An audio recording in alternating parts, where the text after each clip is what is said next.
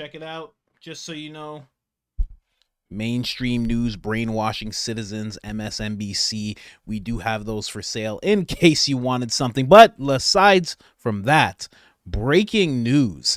Now, I don't know that this is going to be true, but this person is saying that they have it on good authority from multiple Democratic sources.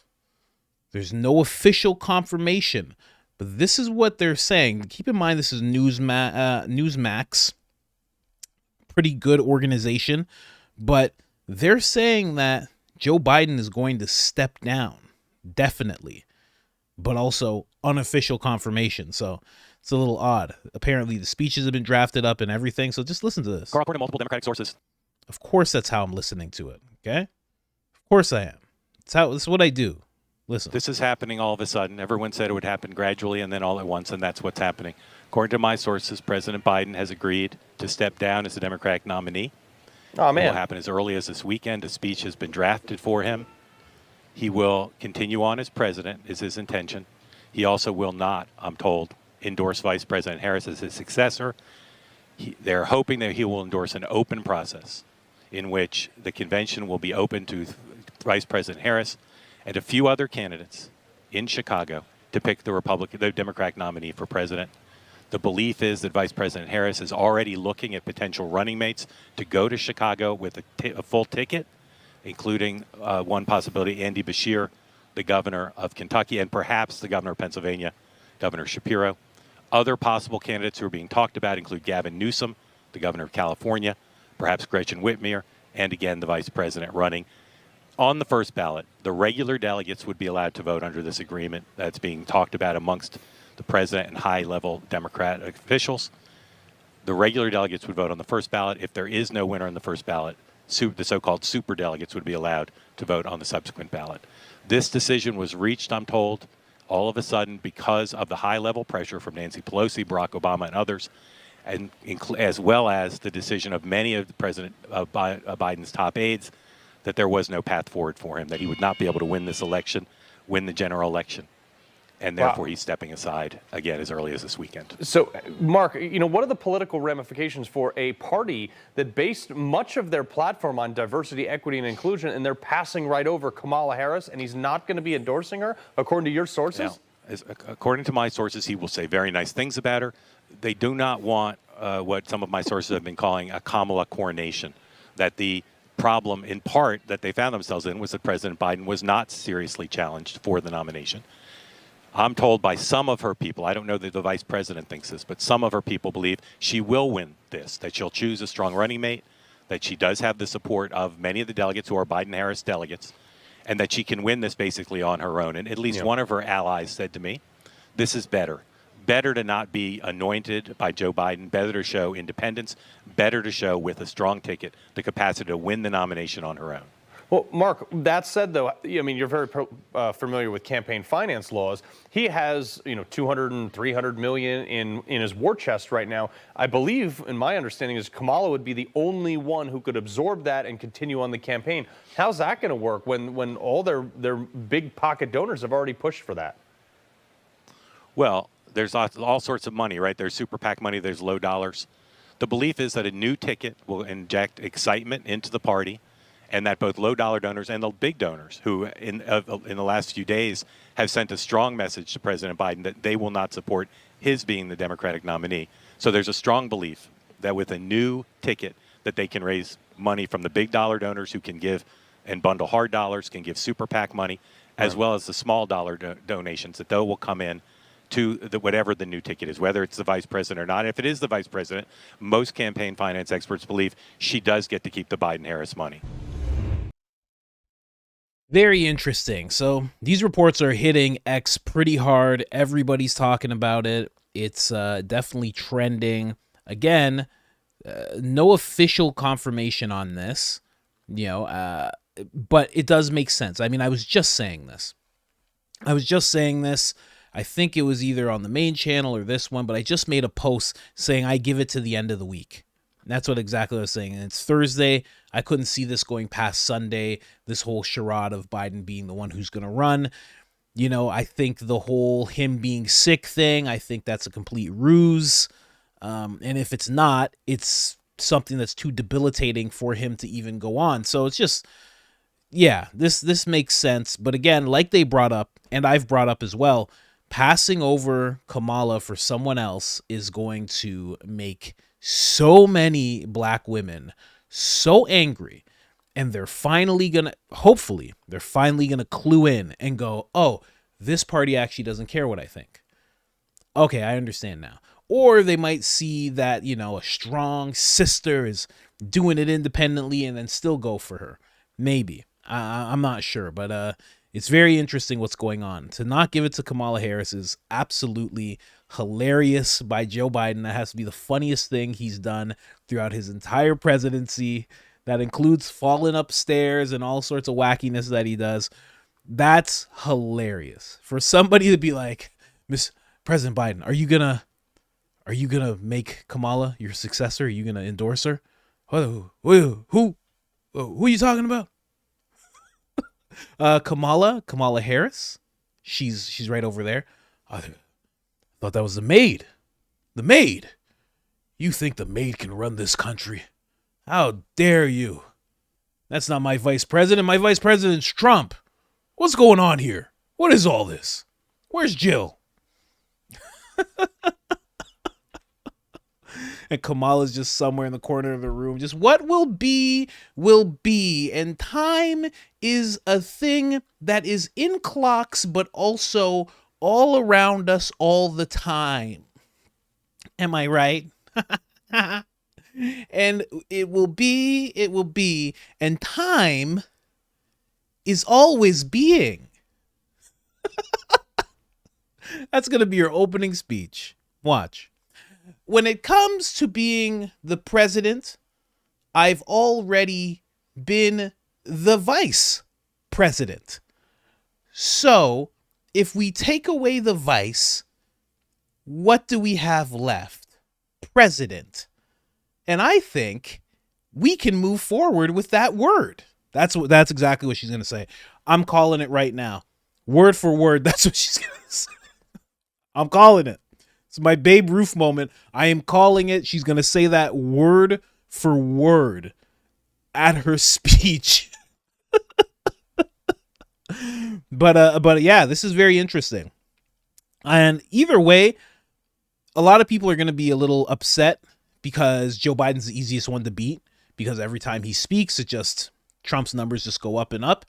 I think the same thing's going to happen with Kamala. I don't know what happens if Gavin Newsom wins it. I think everyone can see that he looks like a used car salesman. I think everyone can see that with the slick backed hair. I think everyone can see that he looks like a Batman movie character before he turns into a villain. I think everyone can see that, right? Right? Looks like he auditioned for American Psycho and they said sorry to Psycho. I think everyone can see that, right? I don't know. I'm hoping everyone can see that in him. Okay? Smiles like Satan. Hope everyone can see it like I do, but maybe not. I'm sure there's a lot of people that will vote. And there's a lot of people that have something called luxury beliefs in California. You know, an example of it would be, and if you've heard me talk about this before, sorry, but in California, if you are living in Beverly Hills and you're high up on the hill, you live in a gated community, multi-million-dollar estate, you have the luxury belief of saying, well, there's no person is illegal. Oh, we can't be like that. We're better than that. That's a luxury belief, because the person who feels that way will never have illegal immigration can inconvenience their life in the slightest, ever. It does not harm their life, not even a little bit. So they have this luxury where they can just be, you know, like, so nobody needs a firearm. Oh my God, get them off the streets. It's like, but you have security around your house, and they all have firearms. So of course you feel that way. You feel like everybody's safe. I don't know. How much does milk cost? I don't know, 34 cents? How expensive could it be? Eggs are like $2 maybe? I don't. $1.50? I don't know. You know, like those super rich people. So I think people like that will vote for Gavin because they enjoy California and they can't feel, they don't feel what a president, the president has no impact on them. Who the governor is has no impact on them. As long as they hear the fun, nice, inclusive words that they like to hear, then they'll just go for that person. So I think those people will move towards Gavin. But I think a lot of people, the people who are in it, Oakland just had a gas station convenience store torn apart by 100+ people. They just came in and raided it, just ripped it apart, $100,000 in damages and stolen merchandise. And that's just happening all over Oakland, various communities. I think those are the people, those working class people, they're really going to understand. They're really going to be the ones that are going to stand against Newsom because, I think this is simple math. If that's how he runs California, oh my God, if he runs the entire country. I think everyone can agree on that. It'd be crazy. There's not enough space in the United States of America for all the tents that will pop up if Gavin Newsom is president. There just won't be enough space. He doesn't have enough hair gel. There just won't be. It's not sustainable. You understand what I mean? It's just not sustainable. And I don't know who his vice president would be, but honestly, if they really just wanted to win and beat Trump, you would go Kamala president and you'd go Gavin vice president. And that's a scary ticket because that will pull in all the woke people. All the Democrats will be like, this is fantastic. That'll give Trump a little bit of trouble. But when it comes to polling, he's already showing that he would beat either one of them in approval, which is wild. Trump is killing it right now. So not really afraid, especially after fight. Especially after that, not many people can stand up to him. I can't wait to hear the next time he speaks at a rally or a speech. I'm hoping. I was just watching the RNC live. I should actually pull that back up just in case he's speaking. Is he speaking? Sorry, guys. Is he speaking at all? Let me just mute it. See if it got to Trump at all. Because it's day 4. I would have thought he would have spoke at least one of the days. But no, he's not speaking. Not yet. Maybe I missed it. But yeah, I can't wait to hear him speak the next time. It's going to be wild.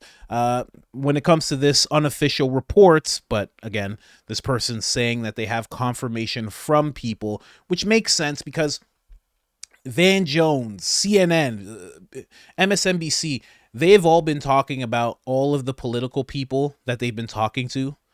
And they've all been talking about panic behind the scenes. And this makes the most sense if you're really panicking about Joe Biden, especially now that he has to be in Delaware and all of his speaking engagements are canceled.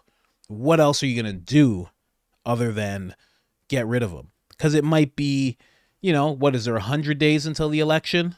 By the time Joe Biden's better and ready to speak, there's going to be, 80 days? And he's supposed to have another debate coming up. And I guess that's been canceled too. It's wild.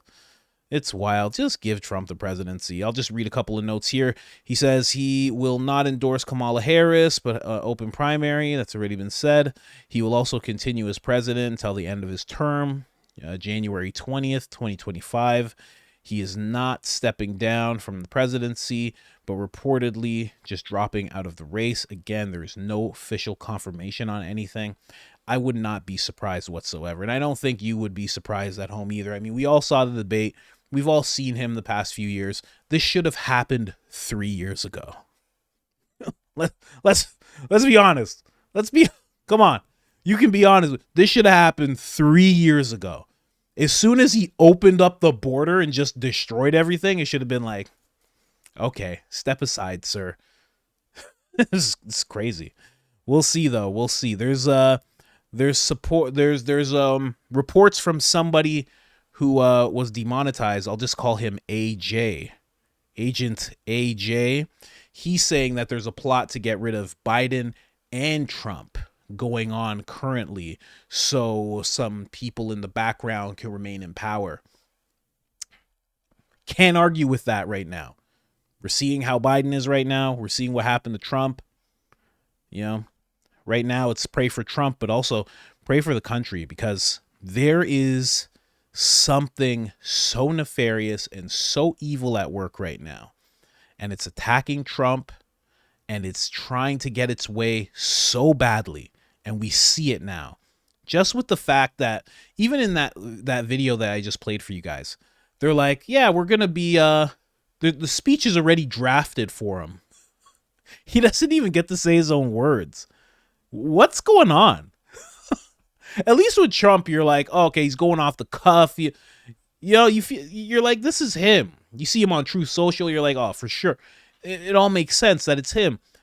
For Biden, it's like the speech has already been drawn up. This is what he's going to do. Somebody, someone in the comments, shout out to the comment section. Love you guys. Somebody was like, he saw what happened to Trump, and now he's getting the drift of what they mean.